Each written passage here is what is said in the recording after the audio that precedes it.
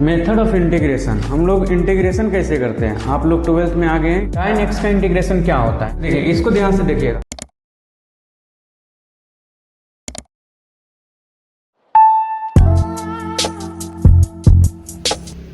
Hello दोस्त, नमस्कार। मैं आपके सामने सुभाष वर्मा। आज मैं जो चैप्टर लेकर आया हूँ मैट्रिक्स, ये प्रॉपर बोर्ड के लिए, सीबीएसई 12th के लिए आप बोर्ड का तैयारी अगर कर रहे हैं तो इस लेक्चर को देखिए, अदरवाइज स्किप करके आगे बढ़ सकते हैं, ठीक है। और वीडियो अच्छा लगे तो फिर आगे बढ़कर लाइक करें और सब्सक्राइब करें, अपने दोस्तों को शेयर करो, दोस्तों को भी पढ़ाओ और तुम खुद भी पढ़ो, ओके। चलो आगे बढ़ते हैं एक न्यू चैप्टर से। मैट्रिक्स, मैट्रिक्स होता है क्या। हम लोग मैट्रिक्स ऐसे, हालांकि बहुत चैप्टर है, एक बहुत इजी चैप्टर है जो कि मतलब ये अलजेब्रा में आता है। वैसे हम लोग पहले ही बताए थे पहले लेक्चर में कि मैथ्स जो होता है दो टाइप्स का होता है, राइट। मैथ्स दो टाइप्स का होता है, एक होता है अप्लाइड मैथमेटिक्स, एक होता है प्योर मैथमेटिक्स। अप्लाइड में जो आता है मैट्रिक्स आता है, ओके। अप्लाइड में मैट्रिक्स आता है। तो हम लोग अभी अप्लाइड पढ़ रहे हैं। पहले हम प्योर कुछ पढ़ा दिए थे, जैसे कि इंटीग्रेशन, डिफरेंशिएशन एंड लिमिट्स वगैरह। अब थोड़ा सा अप्लाइड मैट्रिक्स पर हम ध्यान देते हैं। अप्लाइड मैट्रिक्स में भी इसका इंपॉर्टेंट होता है। इसमें क्या है कि आपको 10 से 12 मार्क्स का क्वेश्चन पूछता है, मैट्रिक्स प्लस डिटरमिनेंट, ठीक है ना। डिटरमिनेंट किसी का छोटा भाई समझे ना। अभी फिलहाल हम लोग मैट्रिक्स की बात करते हैं, उसके बाद डिटरमिनेंट पढ़ाएंगे। देखिए मैट्रिक्स होता है क्या, इसका अगर हम सिंबल देखते हैं, ठीक है ना, मैथमेटिक्स सिंबल, तो ये जो होता है इस टाइप्स का होता है, ये मैट्रिक्स होता है। या फिर थोड़ा आगे बढ़कर देखिएगा, बीटेक वगैरह में आप देखिएगा तो इस टाइप्स का मैट्रिक्स दिखेगा एडवांस बुक में। जैसे फॉर एग्जांपल फॉरेन कंट्री के बुक में, इंडियन बुक में ये ज्यादा रहेगा। जैसे इंडियन बुक क्या कहते हैं कि हम लोग बेसिकली ज्यादा करके क्या पढ़ाते हैं, R D Sharma, right. R D Sharma में ई मिलेगा, ये टाइप का सिंबल। बाकी अदर बुक में इस टाइप का सिंबल मिलेगा मैट्रिक्स का। ये तो मेरा सिंबल हो गया। इसका अगर हम डेफिनेशन देखें तो क्या होता है,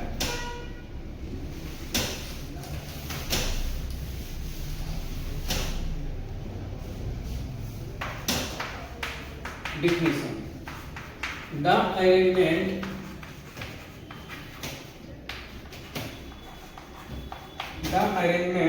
of numbers, letters, the arrangement of numbers, letters, expression in rectangular, expression in rectangular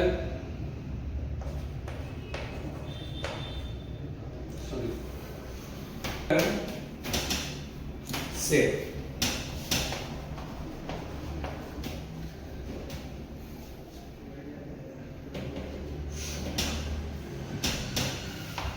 is called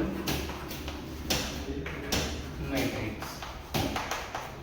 देखिए डिफिनेशन में क्या बोल रहा है कि the arrangement of numbers, letters, expression in rectangular shape. कोई भी रेक्टेंगुलर शेप में अगर इसको अरेंजमेंट किया जाता है, नंबर या लेटर्स को या फिर कोई एक्सप्रेशन को, तो उसे हम क्या बोलते हैं, मैट्रिक्स बोलते हैं। क्लियर। एग्जांपल के तौर पे देखते हैं, जैसे ए बी सी डी, ये जो हो गया स्क्वायर मैट्रिक्स हो गया। आगे बताएंगे इसका टाइप्स, ठीक है ना। ये अरेंजमेंट किया गया, फिर उसके बाद 1 2 3 4 5 6, ये जो होता है मैट्रिक्स होता है।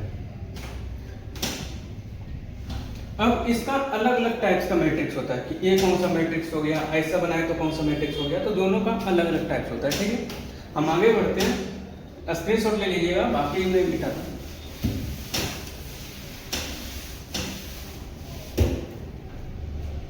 देखिए types of matrix,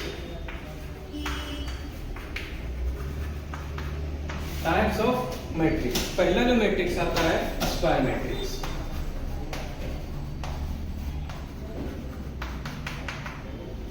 square matrix क्या होता है कि a matrix having equal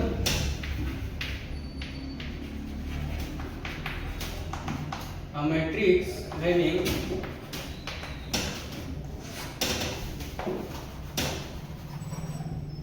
equal row and column of rows and column is called a square matrix। पहले मैं समझा देता हूँ कि रो क्या होता है, कॉलम क्या होता है। ठीक है, इस टाइप्स का मैट्रिक्स है A B C D E F G H I. A जो होता है रो होता है, ए रो के रो, इसको R1 बोलेंगे, R2 बोलेंगे, R3 बोलेंगे। ए क्या होता है कॉलम C1 C2 C3। मतलब कि क्या बोला जाएगा कि जो हॉरिजॉन्टल लाइन में उसी को रो बोलेंगे, जो हॉरिजॉन्टल लाइन में उसी को रो बोलेंगे, और जो वर्टिकल लाइन में उसी को कॉलम बोलेंगे। राइट, अब यहां से समझ में आ गया होगा कि कितना इसमें रो है, 1 2 3, कॉलम कितना 1 2 3, तो ये जो हो गया 3 क्रॉस 3 का मैट्रिक्स है। ठीक है ना, आई जे ऐसा, मतलब ये 3 क्रॉस 3 का मैट्रिक्स है, तो हम बोल सकते हैं कि ये जो है स्क्वायर मैट्रिक्स है। ओके, यहाँ पे बोला गया है कि a matrix having equal of row and column is called square matrix. Okay, done. चलिए नेक्स्ट आता है रेक्टेंगुलर मैट्रिक्स। इसमें क्या बोला जाएगा कि a matrix having an equal number of row and column is called rectangular matrix।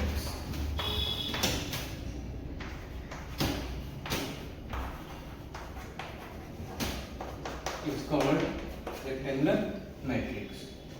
That is, ये कोई मैट्रिक्स है, A I J M cross N order हो गया, तो यहाँ पे बोल सकते हैं कि N not equal to N. Example अगर देखेंगे तो क्या आ जाता है, ये कोई मैट्रिक्स 2 3 4 5 6 2, तो ये देखिए 2 रो एंड 3 कॉलम, तो ये अनइक्वल हो गया, तो इसी को हम क्या बोलेंगे, रेक्टेंगुलर मैट्रिक्स बोलेंगे। फिर आता है रो मैट्रिक्स। रो मैट्रिक्स क्या बोलता है कि अ मैट्रिक्स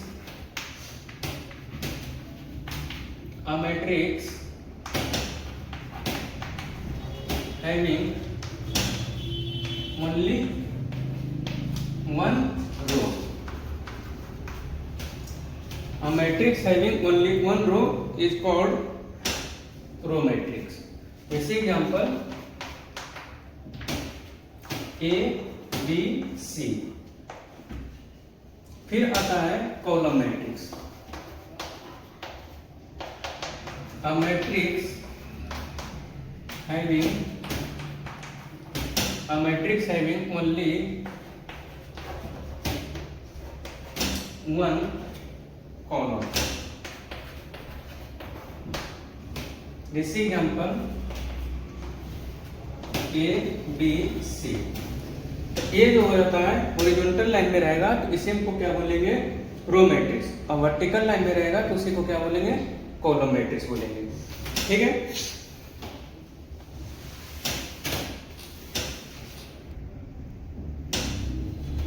अब आता है zero matrix.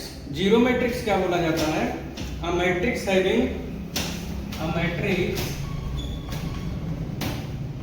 having each element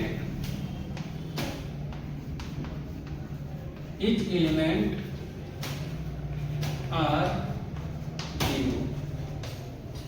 each elements are zero। Example के तौर पे देखेंगे 0 0 0 0 this ए जो हो गया जीरो मैट्रिक्स हो गया, इससे हम जीरो से डिनोट करते हैं। जैसे देखिए नेक्स्ट आता है यूनिट मैट्रिक्स, मतलब कि आइडेंटिटी मैट्रिक्स। यूनिट मैट्रिक्स क्या बोलता है कि a square matrix whose principal diagonal, यहाँ पे ध्यान दीजिएगा, principal diagonal elements 1, remaining elements are 0। Principal diagonal elements 1 and remaining elements are 0। Okay, जैसे एग्जांपल 1 0 0 1, ये जो डायगोनल है 1 है। और एग्जांपल 3 क्रॉस 3 का देखते हैं, बी मैट्रिक्स 1 0 0 0 1 0 0 1।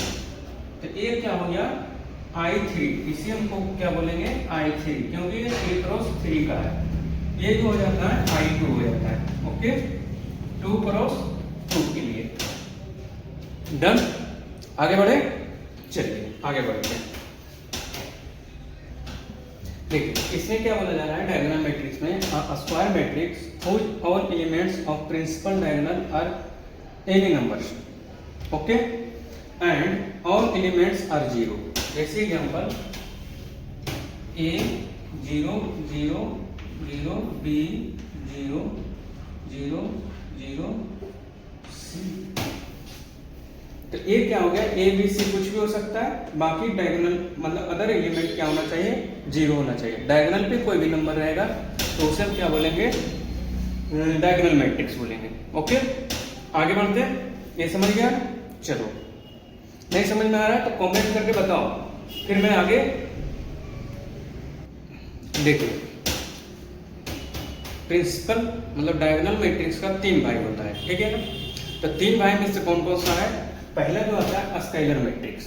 स्केलर मैट्रिक्स में क्या बोला जाता है कि डायगोनल जो होना चाहिए इक्वल होना चाहिए, 1 1 1 2 2 2 3 3 3 4 4 4, बाकी 0।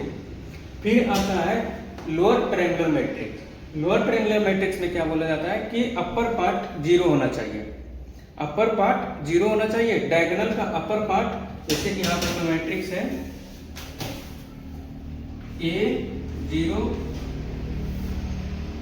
B C, ये पार्ट 0 होना चाहिए, ये पार्ट कुछ भी हो, तो इसे हम क्या बोलेंगे, लोअर ट्रायंगुलर मैट्रिक्स बोलेंगे। ओके, अब फिर उसके बाद अपर ट्रायंगुलर मैट्रिक्स में क्या होना चाहिए कि ये पार्ट 0 होना चाहिए और बाकी कुछ भी हो, इधर कुछ भी हो। Okay, in any numbers, right. तो अगर लोअर ट्रायंगुलर मैट्रिक्स में ऊपर 0 होना चाहिए डायगोनल के, और अपर ट्रायंगुलर मैट्रिक्स में नीचे 0 होना चाहिए। तो ये होता है टाइप्स ऑफ मैट्रिक्स, ठीक है। फिर आगे जो होता है एक्सरसाइज अब कर सकते हैं 3.1, उसमें से देखिएगा, बताना है आपको कि कौन कौन से मैट्रिक्स है, किस तरीका से बनेगा। तो वो मैं अगले लेक्चर में लेता हूँ। अभी के लिए थैंक्स।